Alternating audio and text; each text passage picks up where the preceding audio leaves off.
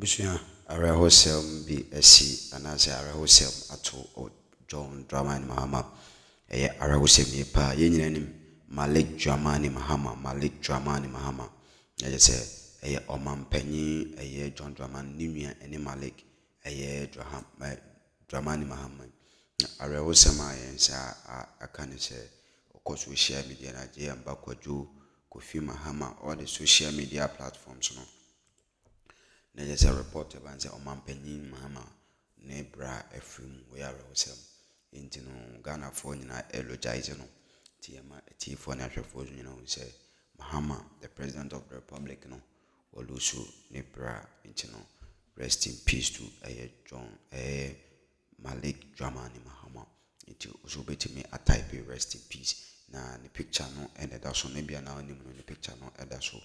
I could see them up na Parliament last proceedings I course na eti and some course but I course na o type RIP to Malik Dramani Mahama.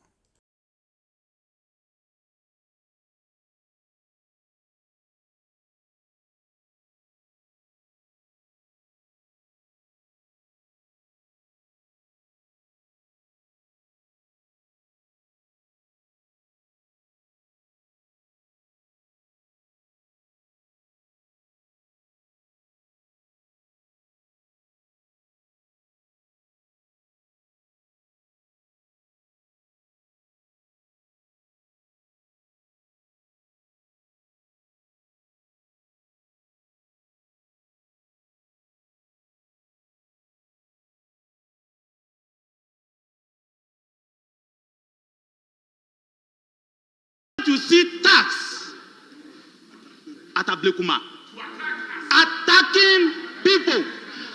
Look, listen, this statement is not about Howard Kumsen. No. This statement is not about Honorable Howard Kumsen. We will not allow anybody to make it a statement of Howard Kumsen. No. All of us sitting here, our trade, Mr. Speaker, all of us sitting here, our trade is in the business of politics. Going to search for votes, going to convince people. We can all be victims. Mr. Speaker, we don't know the next person. We have a by-election. If we don't do something about it, we don't know the next person. Today is Howard, and you are gloating over it. You are happy, you are jubilating. We don't know the next victim. Mr. Speaker, I say that I support the minority leader when he says that we should investigate in full, just like it happened for the Ayawaso by-election. We set up a commission, people appeared on TV, we see people, and we are asking the president to do the same. Mr. Speaker, in the Ayawaso by-election, a statement was made on this floor. The NDC demanded full investigation, the government complied. Why are you running for investigation? Why? Why are you running away from conducting investigation? I want to state that we all saw the videos. We all saw the videos. Mr. Speaker, when the police station, which is the Methodist police station that Howard Kumsin and her other colleagues were attacked, had close to 70 police people. Yes. By the time the attack came, the police people were about 30-something. Not one. These vigilantes were able to overpower state actors. That is the sad part of it. Mr. Speaker, if young people do not respect uniform, which is authority, and can attack a politician, it doesn't matter what is Howard, it doesn't matter what is Newz, it doesn't matter what is Ayaga, but the fact that a policeman is wearing uniforms and young people can attack that person, we are all endangered species. We are all endangered species. Mr. Speaker, it is sad and it's frightening. They may be joking. Mr. Speaker, they may be joking. But you see, when you allow people to think that they have been pushed to the wall, you don't know how to react. It is sad and it's joking. We are joking. This country is is a peaceful country.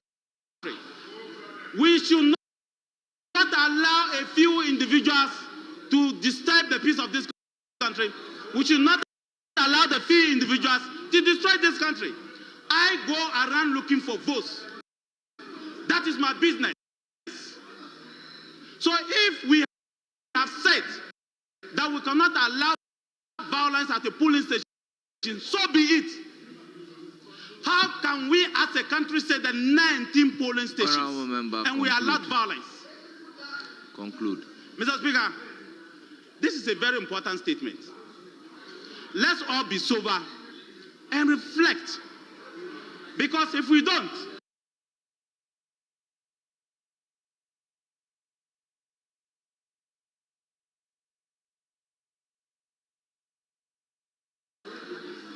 I always say, Mr. Speaker, in conclusion, if we don't, my colleagues opposite, who have huge numbers in Parliament, should remember that you are in government. Anything that bad happens is your record. Any black dot is your record.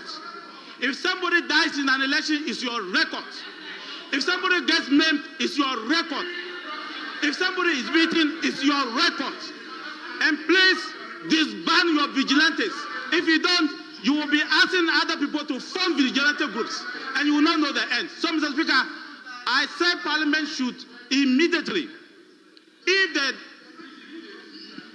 the executive is refusing or does not get its acts together and launch a full-scale investigation, Parliament should do it. Because we know the faces of the individuals behind the crime. We know all the faces, all of them. The police should go, and crime does not have an expiry date. It can be 100 years. Honorable Crime member, does your not time have is an up. expiry date. I thank you, Mr. Speaker.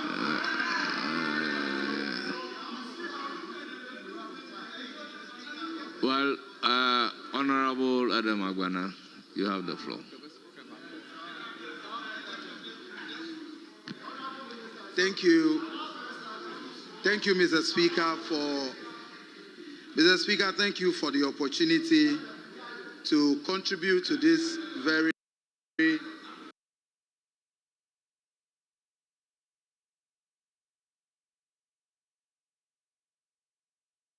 important statement about election-related violence and the cause for justice.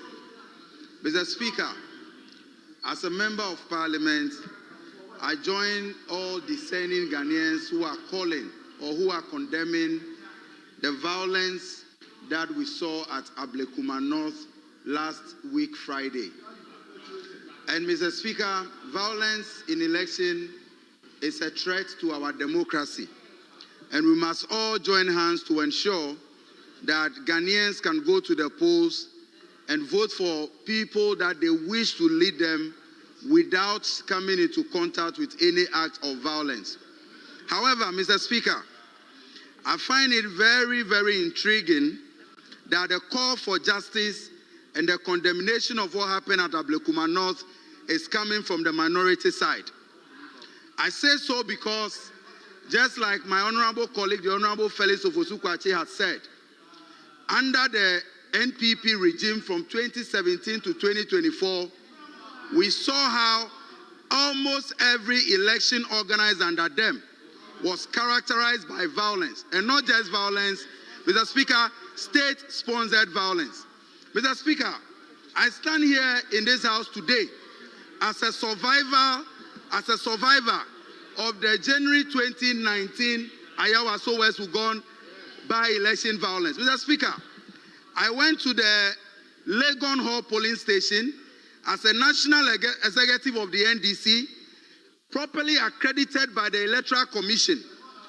Mr. Speaker, I had no weapon, not even a pen or paper. I had no weapon. I had no pepper spray.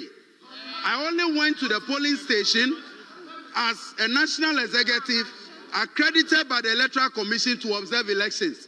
But Mr. Speaker, men cladded in national security apparel moved to me and attacked me.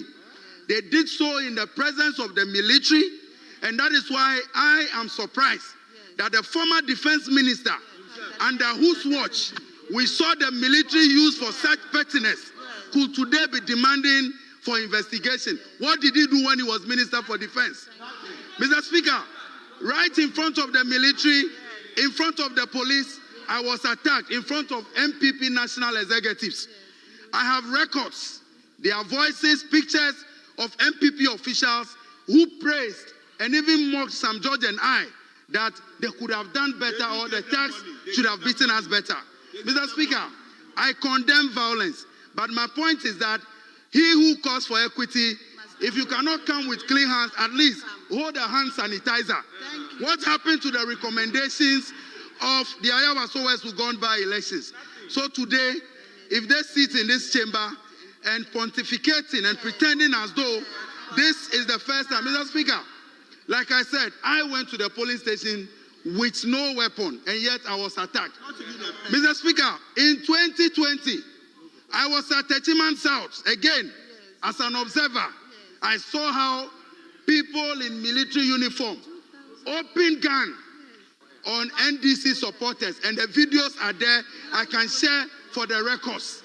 So if today the preaching in this house is as though for the first time we have seen, and like I said, I also support the call that let's condemn violence. But like I'm saying, those who are calling for the justice should remember that just like the former minister said, crime has no expiry date. There are victims of Ayawasowers who gone violence today. Some of them have been amputated. They are demanding for justice. All the families of the 8 people who died in the 2020 elections, their families are demanding for justice. Mr. Speaker, people who were brutalized in Banda during registration because they were Voltarians and they were being prevented from registration right in front of us, their families are demanding for justice.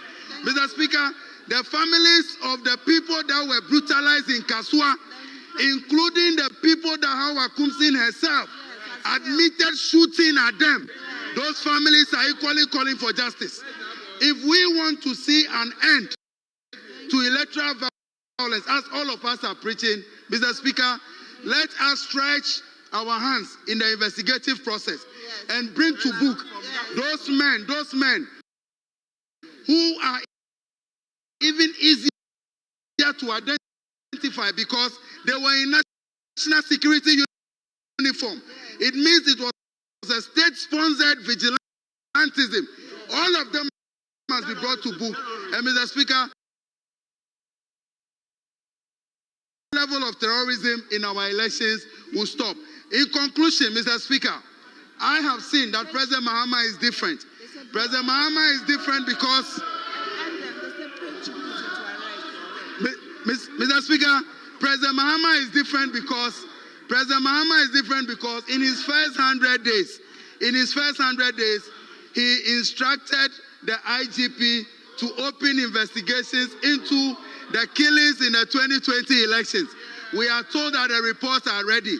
President Mahama is committed to ensuring that everybody who has been a victim of any electoral malpractice or violence, all of those people will get the justice that they deserve. Mr. Speaker, I conclude by calling on the House, especially the Senate members of the House, to join me, pay a minute of silence in memory of Tuareg and the 8 people who lost their lives in the 2020 elections and all other people who lost their lives. Thank you, Mr. Speaker.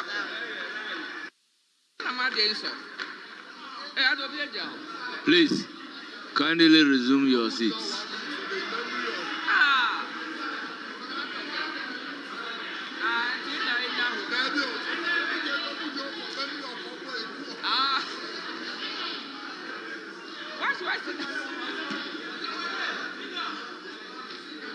Mr. Speaker, please look my way. Yes, honorable member, you have the floor.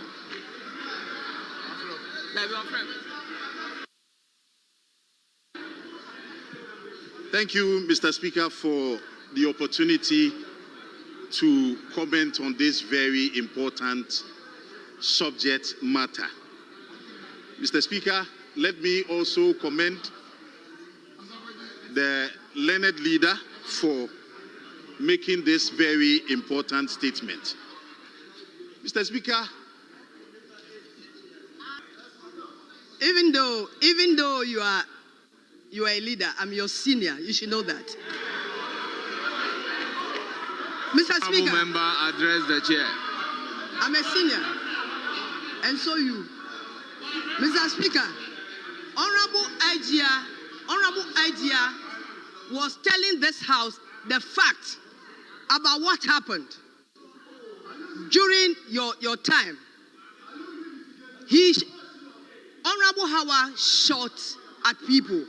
So what you were saying was not an attack, but a fact of what actually happened. So do not say that she attacked Honorable Howard. She didn't attack Honorable Howard. She was just telling us the truth and nothing but the truth.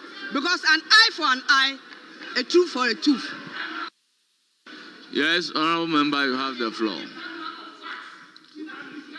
Honourable member, your conduct violates the rules.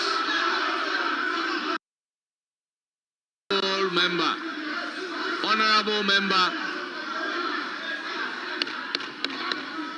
Mr. Speaker. Honourable members, with all due respect, Mr. if you Speaker. do not have the floor, if you Mr. are not Speaker. given the opportunity, you have no opportunity to speak.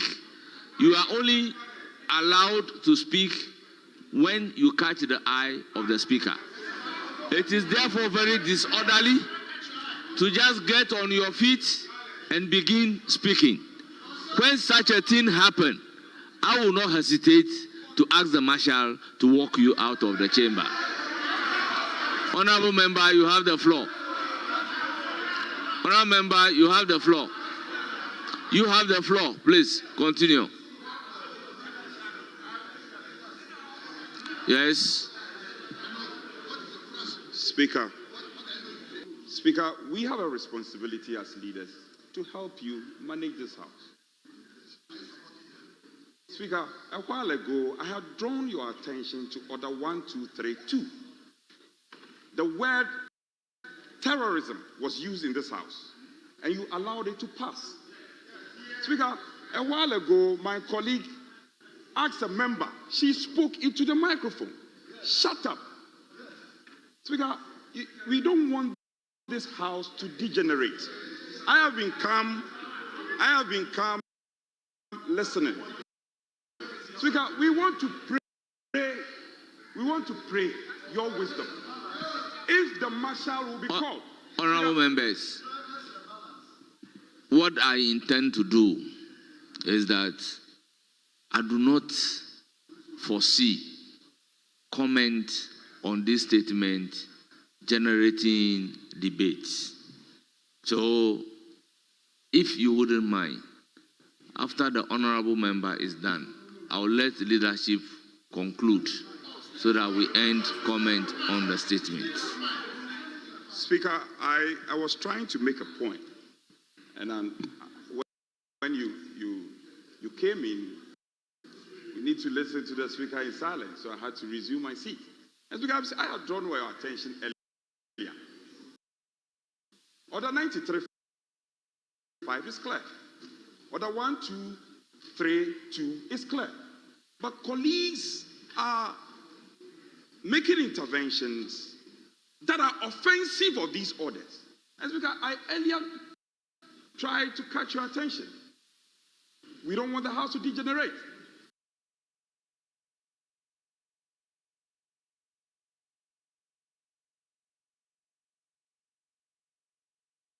And you have warned that anybody who goes contrary to the orders, you are going to call the marshal.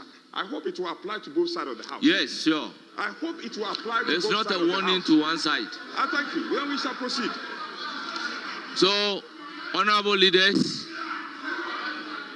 honourable member, go ahead and conclude your comment.